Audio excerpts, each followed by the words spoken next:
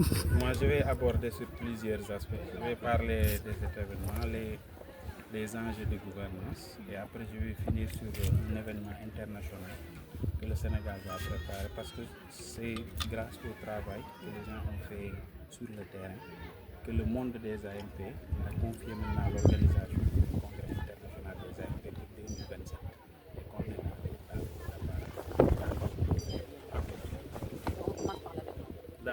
donc c'est Colonel Momar Sow, directeur de la DAMCP. La DAMCP, c'est la direction des aires marines communautaires et protégées au ministère de l'Environnement et de la Transition écologique.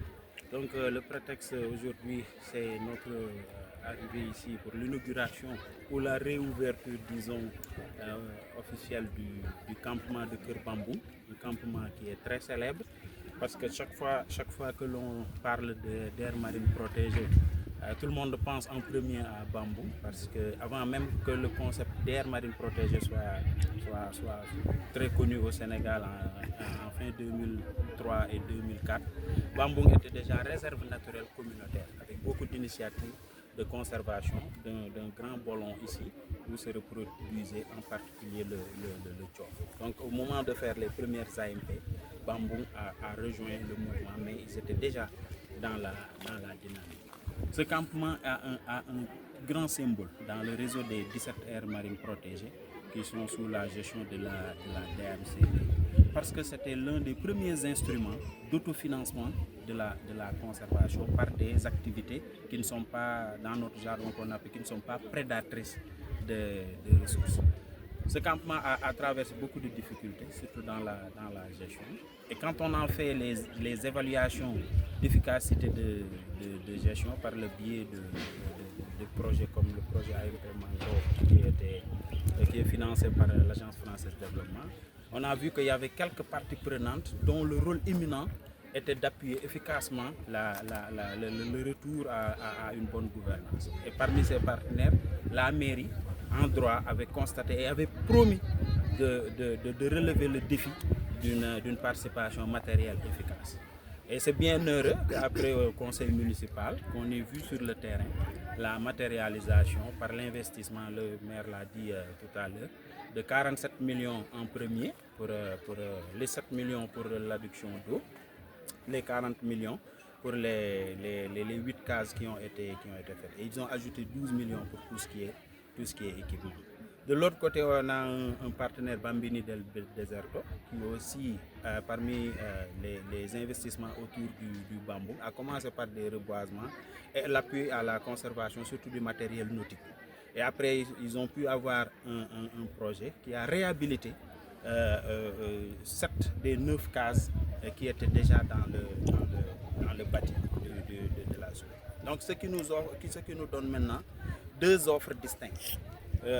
Selon le client, ce qu'il veut faire, est-ce que c'est potentiellement tout à fait écotouristique ou bien il veut un modèle medium size comme on le dit. Et les deux offres sont là.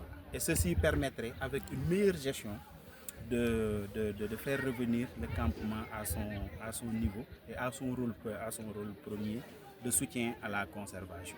Mais ce que je voudrais dire aussi et rappeler, c'est que le campement fait partie d'une panoplie d'activités génératrices de revenus. Aujourd'hui, sur les 13 villages qui sont autour de l'aire marine protégée, les 11 reçoivent déjà des activités génératrices de revenus. C'est là où j'ai insisté au niveau de l'administration territoriale, en particulier chez le représentant du sous-préfet qui était dans la cérémonie et à monsieur le maire, qu'il faudrait qu'on reprenne parce que l'ensemble de ces activités génératrices de revenus qui sont une boutique énergie à Dassilame, un truc d'aviculture, voilà, déployé à Dassilame, 5 ou 6 mielleries qu'on a à Bosinkan, à Sandikoli, à Medina Sangako, etc. et à Toubakota, il faut que tout ceci soit mis en production. De telle sorte qu'il n'y aura pas une pression spéciale ou trop forte sur le campement comme le seul instrument d'autofinancement. Mais tout cela, la direction à partir de Dakar va s'y mettre et on espère même que le ministre Dr El Hadj Abdourahmane Diouf, ministre de l'Environnement, et de la transition écologique. On espère qu'on pourra l'inviter ici pour discuter plus sérieusement sur cet aspect de mobilisation de ressources d'autofinancement.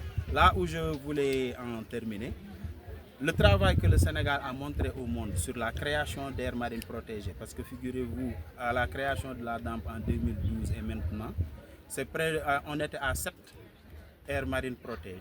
Actuellement, on en est à 17 et il y a même une 18e en préparation au niveau de Keur Saloum Diané, tout proche d'ici. Fort de tout cela, la Gotha International a consacré le Sénégal depuis 2023 à organiser le premier congrès international sur les aires marines protégées en terre africaine.